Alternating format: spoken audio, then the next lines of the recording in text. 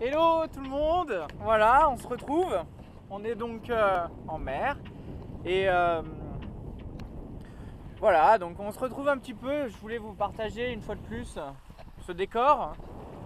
Moi je me régale depuis tout à l'heure. Là il y a quoi? Il y a 1 mètre, 1,50 m de houle. On est face à la houle.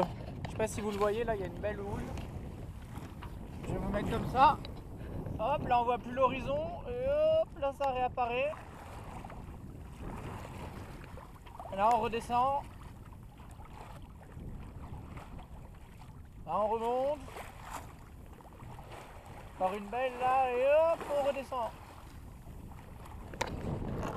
Voilà, donc je sais que vous voyez, ça rend pas grand chose, mais bon, vous voyez que c'est assez joli.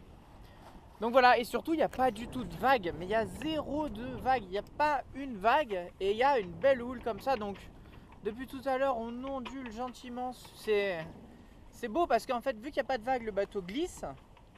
La mer est assez plate, donc le bateau est vraiment une belle ligne de flottaison et il glisse bien comme il faut. Mais on a quand même c'est mon petite montagne russe là, c'est un vrai régal.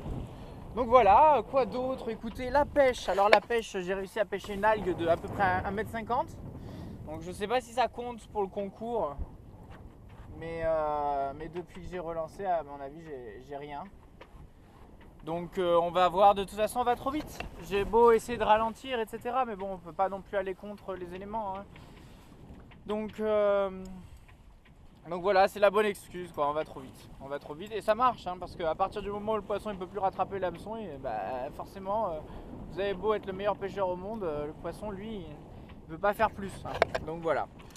Écoutez, hein, je voulais vous montrer un petit peu, parce que j'en ai profité aussi pour mettre un peu de musique et danser. Je me suis surpris à danser pendant quoi, 20 minutes là entre les deux winches, avec la musique à fond au milieu à mes pieds. Et voilà, avec 15 degrés de gîte, donc comme quoi, hein, c'est possible.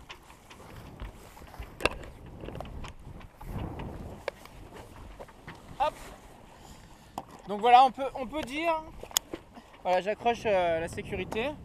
On peut dire que j'ai le pied marin, je pense maintenant, puisque bon, 15 degrés c'est pas beaucoup, mais bon, on était au près quoi quand même. Donc un petit peu de petite danse à 15 degrés au près, c'était vraiment sympa. Hop là. Et là voilà, je voulais vous mettre comme ça, papoter un petit peu parce que, je sais pas, moi je me suis posé là après avoir dansé. Je me suis posé là pendant quoi, encore un petit 20 minutes, un quart d'heure, 20 minutes. Et là j'ai bien vérifié mon cap, etc. Regardez là ce qui arrive.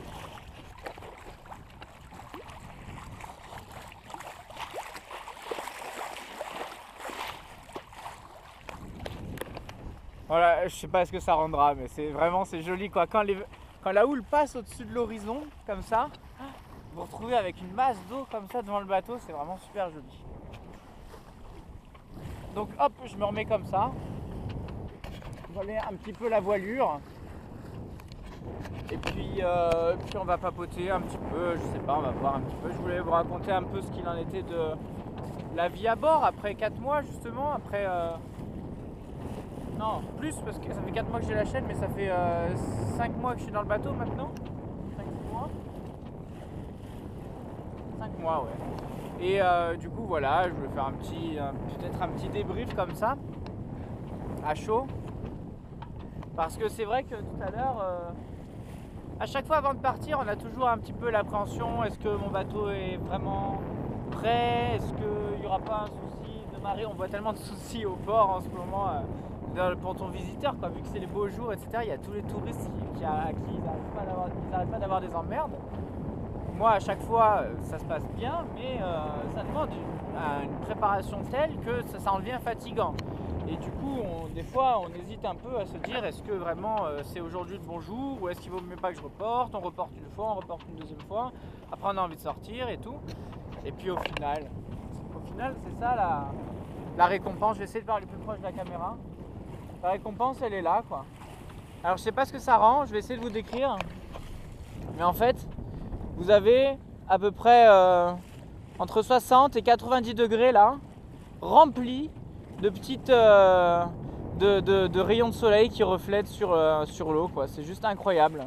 On a vraiment l'impression, si vous voulez, d'être en haut d'une montagne et d'être devant vraiment un champ de poudreuse avec le soleil qui reflète. C'est un peu le même sentiment. Ça vient jusqu'à... Vous voyez les petits...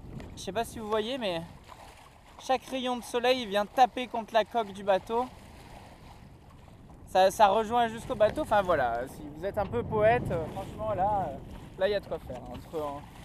Entre cette masse d'eau comme ça qui vous fonce dessus, comme ça, qui vous porte, plus justement ces rayons de soleil qui viennent taper de l'infini jusqu'au bateau, c'est vraiment super beau. Et donc voilà, c'est des moments comme ça qui font la différence. Et puis c'est vrai qu'une fois de plus, le fait d'être en solitaire, je me suis encore fait la remarque il n'y a pas longtemps, le fait d'être en solitaire, si vous voulez, vous n'avez pas de contraintes humaines. Et c'est justement ça que les gens viennent chercher sur l'eau, c'est d'avoir des contraintes naturelles au niveau des éléments, etc.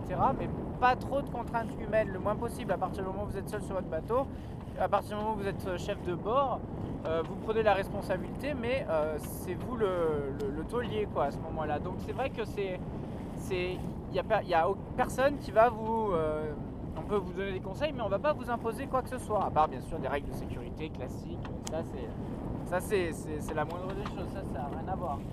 Mais c'est vrai qu'après, si vous voulez aller là, vous allez là, voilà.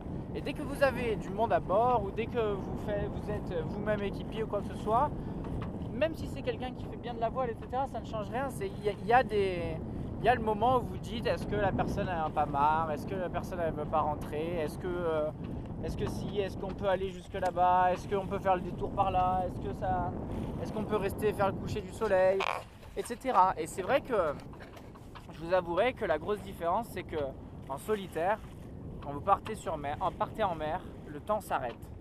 Le temps s'arrête et vous êtes comme ça dans une ellipse autre que votre vie de base sur Terre ou même à quai. Hein. Enfin, vous êtes comme ça, vous êtes porté dans une ellipse temporelle et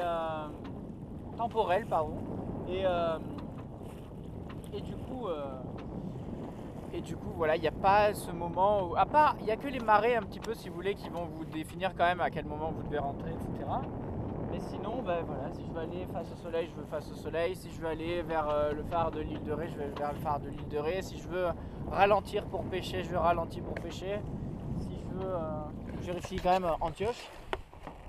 Ouais, il est là, nickel. Et Chasseron. Vous voyez là, les belles images encore là.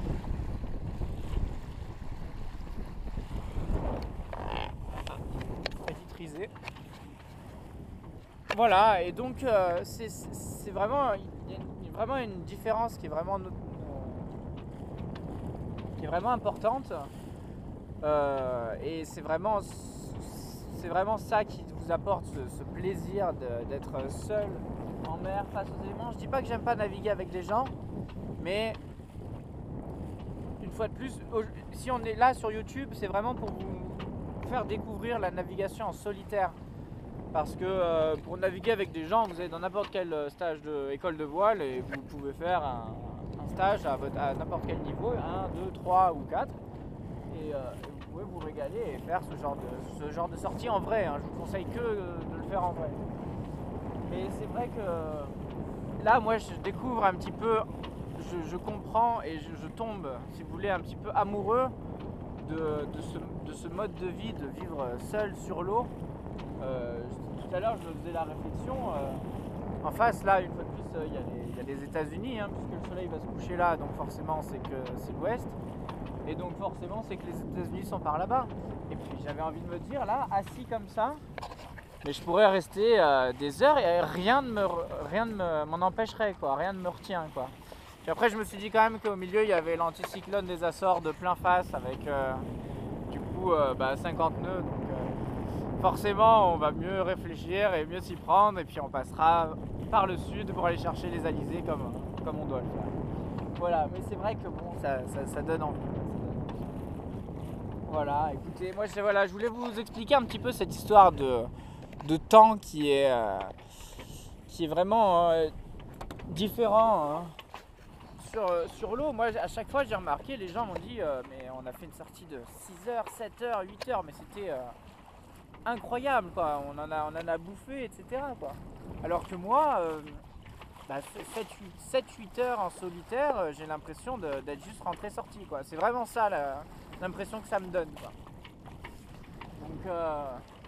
Donc c'est assez incroyable de voir comme ça, pouvoir jouer un petit peu avec le temps, hein. C'est un petit peu comme quand vous plaisez au travail, le temps passe très vite. Quand vous avez beaucoup de clients, etc., le temps passe très vite. Et à peine vous regardez l'heure, vous êtes déjà en heure sup. Alors que quand vous faites quelque chose de pas très passionnant ou alors que vous avez personne ce jour-là, forcément, le temps passe pas et du coup, ça devient vite une prison. Et sur le bateau, je pense que ça peut être un petit peu la même chose.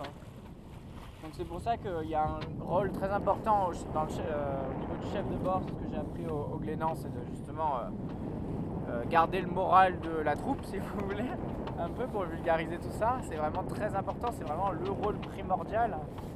C'est que d'avoir un équipage en bon état et en bonne santé et avec la patate, quoi, avec le sourire, quoi. Et tout ça, c'est quelque chose qui est très prenant quand vous êtes chef de bord, mais par contre, quand vous êtes en solitaire, il n'y a plus tout ça. Vous êtes juste pour votre propre plaisir. Et du coup, ça vous donne une fois de plus des libertés incroyables, quoi. Voilà. Écoutez, hein, voilà, je voulais vraiment vous faire partager ce soleil là, ce reflet de soleil face au soleil, face à la houle. C'est vraiment, vraiment génial. Et puis ce que je vous propose, on va virer de bord et puis on va faire peut-être un petit peu des réglages ensemble. On va voir, on va se mettre à 90 degrés du vent, voir ce que ça donne. Et puis je ferai sûrement une vidéo. Voilà, je vous embrasse, j'espère que ça vous a intéressé. Forcément, c'est extrêmement compliqué de mettre des mots sur ce qu'on voit et sur ce qu'on ressent, tellement c'est puissant, hein. Il y a un moment où c'est difficile d'avoir le vocabulaire juste pour décrire vraiment ce qu'on voit, quoi, ce qu'on se prend en plein dans la rétine. C'est vraiment incroyable, quoi. Donc j'espère que je vous ai donné un petit peu envie, mais c'est vrai que c'est très très difficile d'expliquer ça et c'est vraiment quelque chose que je recommande à tout le monde. Alors ça ne plaît pas à tout le monde parce que il y a déjà tous ceux qui en ont peur parce qu'ils ne sont pas habitués. Je pense qu'il faut commencer par faire de la voile légère un petit peu pour se dévulgariser un petit peu tout ça et puis pour perdre un petit peu de l'appréhension et puis après partir avec un bon skipper et puis voilà. Et c'est vrai que c'est des sensations incroyables et d'être perdu comme ça au milieu de la nature avec 25 mètres de profondeur en dessous et juste le ciel, le soleil et la mer, c'est vraiment incroyable. Voilà, avec un petit peu de musique tout à l'heure, je me suis laissé aller. Voilà, écoutez, je vous embrasse et puis je vous dis à tout à l'heure. Allez, ciao.